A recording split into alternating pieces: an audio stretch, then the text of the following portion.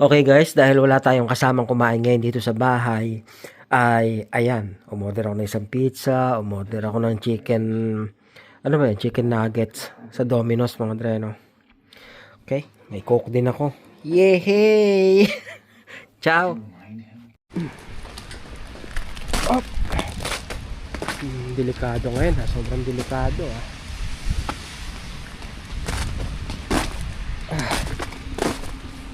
Naku po. Walaste. Ano nangyari?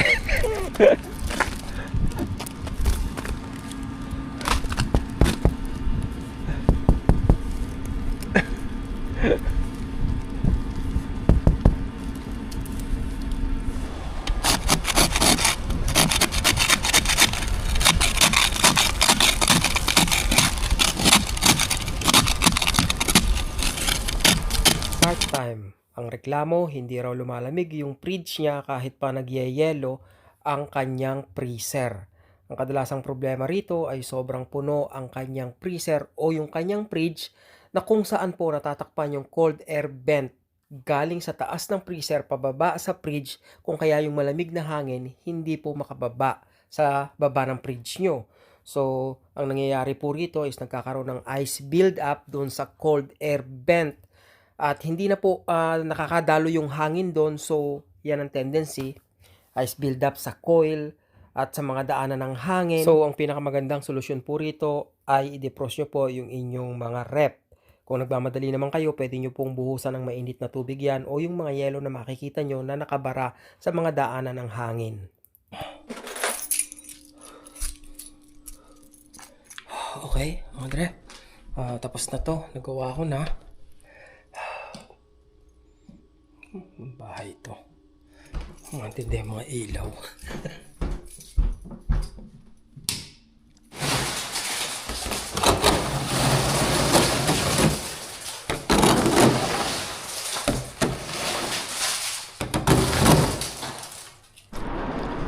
Nandito ako sa plaza ngayon mga dreno.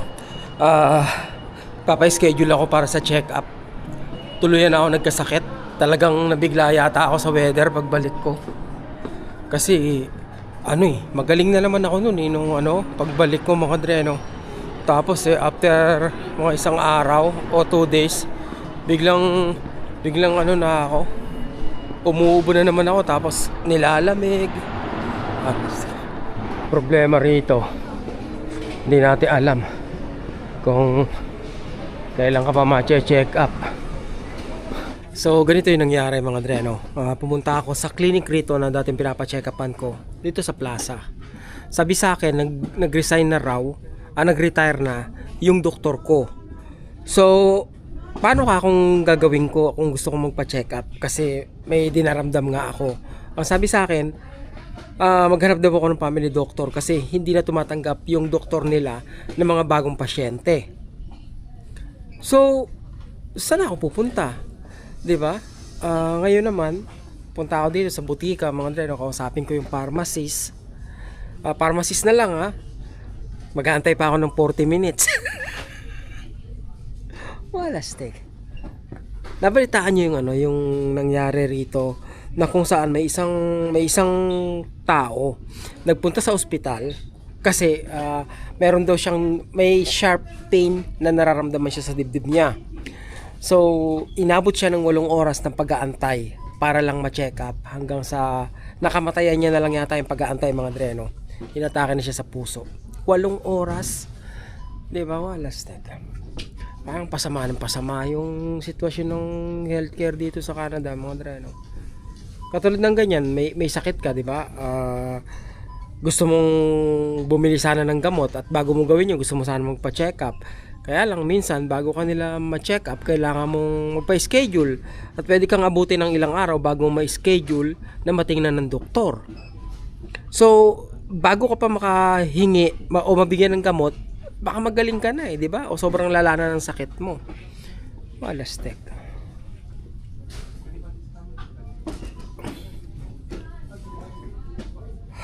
Punta ako sa sa kabilang butika para yung ibang pharmacist ko sa ating ko.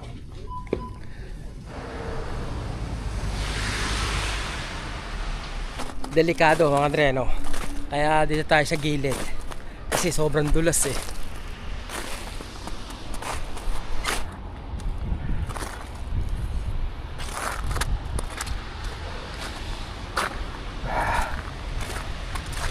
Ay, naku po. Delikado. Buti naglagay ng asin. Magandang araw mga Dre. December 30. Andito pa rin yung homeless na tutulog. Paano niya nakakaya? Malaki na yung loto mga Dre. 80 million na eh. Kaya tumaya tayo. yun eh. Diba? 80 million plus 49. Wow. Let's see. So, tumaya tayo ng tatlo, mga Dreno. Dalawang Lotto Max, tsaka isang 649 yung Lotto Max. Yun yung may 80 million plus 49 million. So, 129 million yun, mga Dreno. Tapos yung Lotto Max, ay yung ano pala, yung 649, ayun yung ordinaryong Lotto. 14 million din yun, yung jackpot niya. May natitira pang mga Dre, oh. Mga black ice, no. Grabe pala yung nangyaring bagyo rito talaga. Kasi kahapon mga Dre, no, nung linggo, hindi ako nakalabas maghapon dahil nga may sakit ako.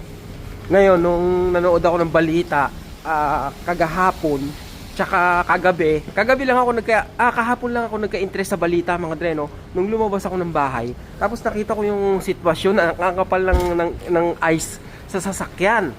So, tumingin ako ng balita, tapos doon ko lang nalaman na may bagyo pala talaga.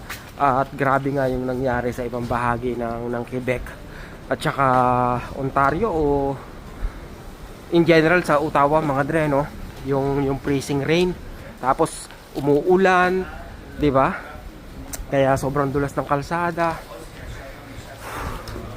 So, saan ba tayo? Saan yung Tim Hortons? Kala ko nawala eh. Bili naman tayong kape. That's all. Sant Biscop. Mga Dre, no? Masarap to eh. Isang malaking kape.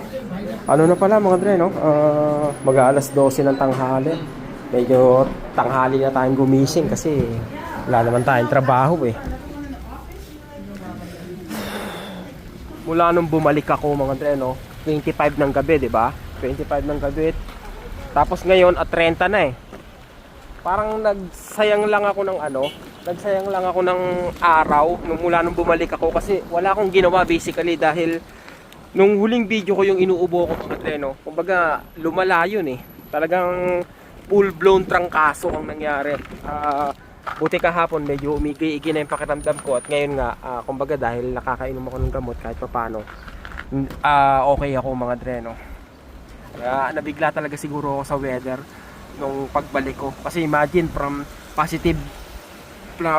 plus 27 pagbalik ko biglang minus 16 kaya nashock siguro yung katawan ko mga Dre, no?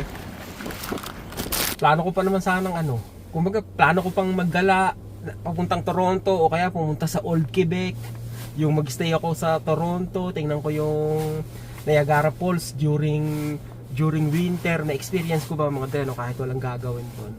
Kaya lang wala, hindi kinaya ng katawan ngayon, ano na ba ngayon? Martes. Pwede pa, no? Pwede pang bumiyahe papuntang Toronto. Ang nakakatakot nga lang mga Dre, dahil sa nangyaring bagyo, yung biyahe mo hindi ka sigurado eh. 'Di ba? Check ko nga yung weather. Sabi ko mga Dre, magdadrive sana ako papunta sa pinakamalapit na Popeyes dito sa amin sa ano ba to? Sa Cornwall, 1 oras mahigit. Kaya lang nga sobrang delikado mga Dre, no? Hindi ko alam kung anong kondisyon ng kalsada sa lugar na yun eh. Kaya sabi ko, KFC na muna. Hi, can I have meal number 2 please? 4 pieces, spicy. Can I have the coleslaw? Ang ino-order ko rito mga Dre, palagi yang number 2 na yan kasi 4 yung chicken niya. minsan sobra kang maabala pag natsyempuhan mo na hakutan ng basura mga dreno. Kasi talagang minsan nakaharang sila sa kalsada, wala kang dadaanan ba, talagang matatraffic kayo. At hihintuan yan kada apartment building mga dreno.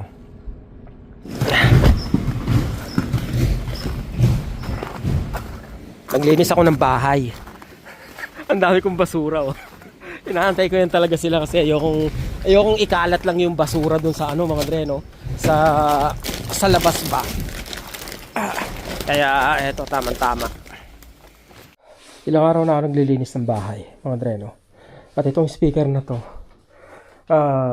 itatapon na kasi sa loob ng ilang taon parang 2 beses lang nagamit to mga dreno sa video. Okay. Yan Sony. Nakipagbrasuhan pa ako mga dreno para itapon yan. Dahil ayaw pumayag. Ayaw pumayag na may-ari. Kaya tatapon ko na habang wala pa siya. Kasi baka pag nakabalik yan galing Pilipinas mga dreno, mahirapan na akong itapon to. Diba? Buti naman hindi pa uli nag-i-snow. At sana wag na mag-snow mga dreno. Talagang napakahirap pag may snow dito sa Canada mga dre. Doble pagod ba sa tao? Doble anong tawag diyan? Doble effort. Ayan. Bahala na kung sino may gusto. Yung isa nasa loob pa mga dre, no? Mamaya naman 'yon.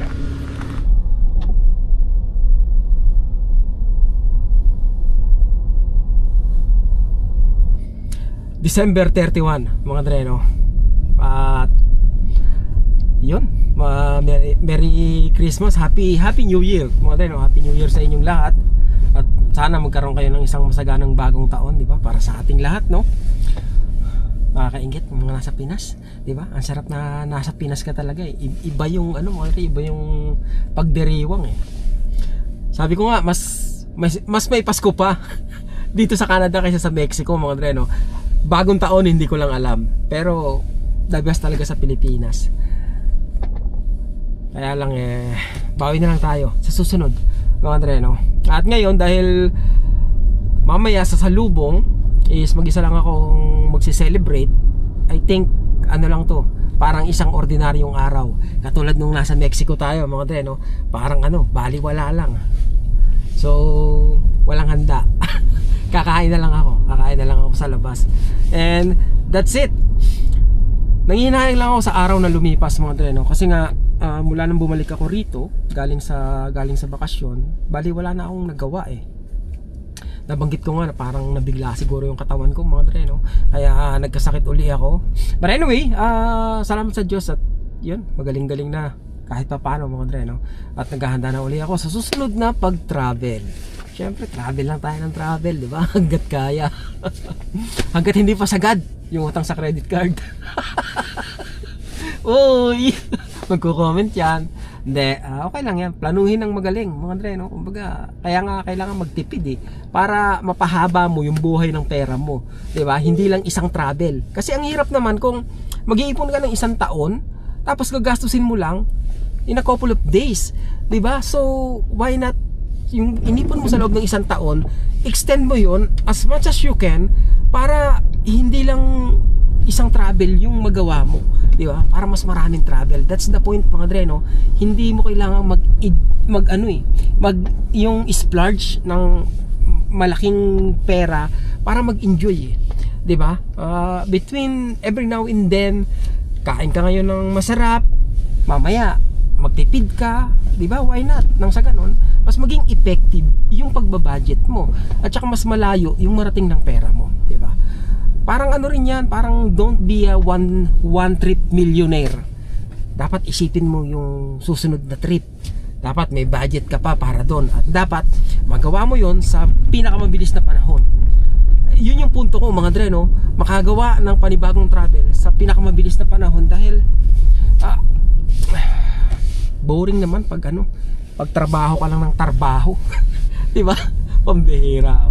Tapos hindi mo pa mahal yung trabaho mo, di ba? Mas boring pa yun sa'yo, di ba? So, that's the point.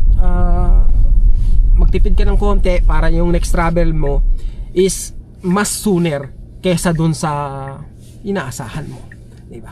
That's the tip for today. Ito ang eksena ng December 31 dito.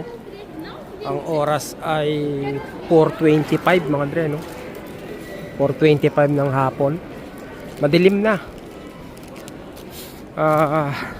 Dahil wala akong handa, siguro bibili na lang ako ng ano. Bibili na lang ako ng cheese mga dre, no? Ano ba 'yun? Parang cupcake. Hindi, pero hindi cupcake 'yun eh. May 4 na pulis dito sa likod ko, baka sitahin ako. Ba't ka nagbibideo? Yan o, 4 na pulis na na puro babae. Spoil din ko lang yung sarili ko mga dre, kahit dito man lang sa tart yon, cheese tart, kahit yan lang ako ma-spoiled. Ano sabi niya? Pambihira. O bakit naman ganyan? Bakit Pranse? Yan dapat yung bibiling ko mga dre, no? So sold out na nga sila, kaya walang spoiled ngayon mga dre. Mahal yung yung cheese tart na yun mga dre, 6 na piraso, no? Nasa $20 mahigit eh. Yata 18 hanggang $20 mahigit. So sana bibili ako ng 3 para yun ang ko ba, medianoche. Nandito naman tayo ngayon sa Walmart at ang bibiling ko naman ay junk food mga dre. Junk food, pansit canton o kaya yung Lucky Me beef. Yun na lang, siguro yun na lang yung ko. Medianoche mga dre, no? Tama ba yung nasabi ko kanina? By the way, ito rin yung sitwasyon ngayon dito sa Walmart sa pecha 31 ng December mga dre, no? Hindi naman ganun karamihan yung tao. Parang parang Sabado o Linggo lang yung dami ng tao. So basically parang pangkaraniwan lang mga dre, no? Yan. Wala kasing hindi ko lang sigurado kung meron sila ritong yung Lucky Me na beef. Lalagyan ko sana ng itlog, tapos okay na sa akin yun mga dre, no? Yun lang yung pangarap ko para sa araw ng para sa araw ng bagong taon, pansalubong ko sa bagong taon. Kasi nga solo lang naman ako eh. Wala talaga silang Lucky Me beef noodles mga dre, no? Meron sila pansit canton. Galing nila mag-Pranse, di ba? Ito na lang, itlog.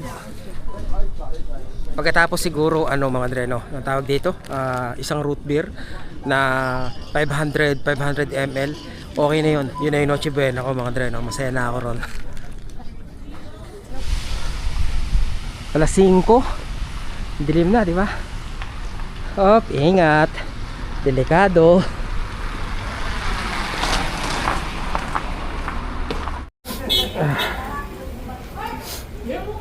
Dito na tayo sa Banhorn. Tingnan natin kung maraming mga dre, kung maraming Pilipinong mag-New Year dito. Uy, wala masyado, no? Alam, maraming mag-New Year dito eh.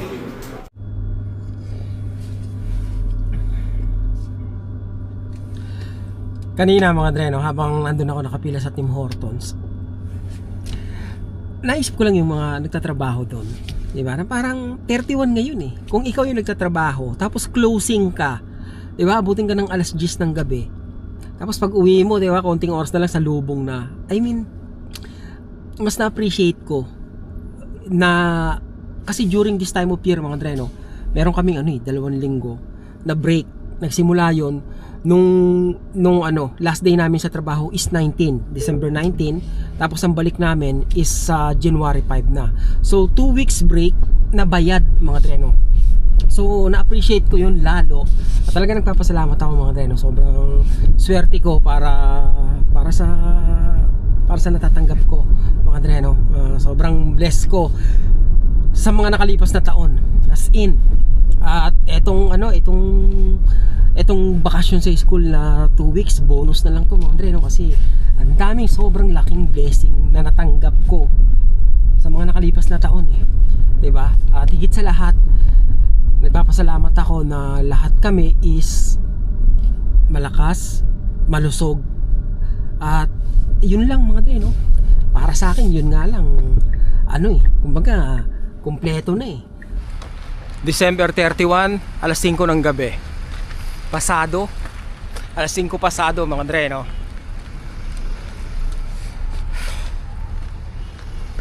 Bukas ganito pa rin. Akala mo may pagbabago magaganap eh, no?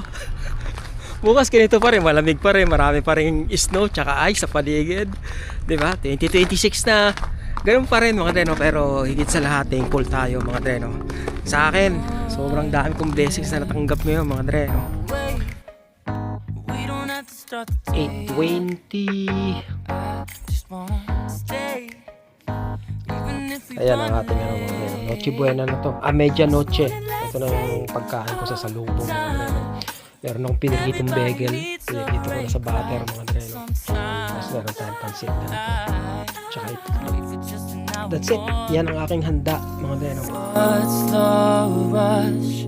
Who's calling? Who's calling? I won't ask for much. Happy New Year! Happy New Year! Para akong tanga mga Andre, no? Ayan, Happy New Year ko. Ang kaulayaw ko mga Andre, TV.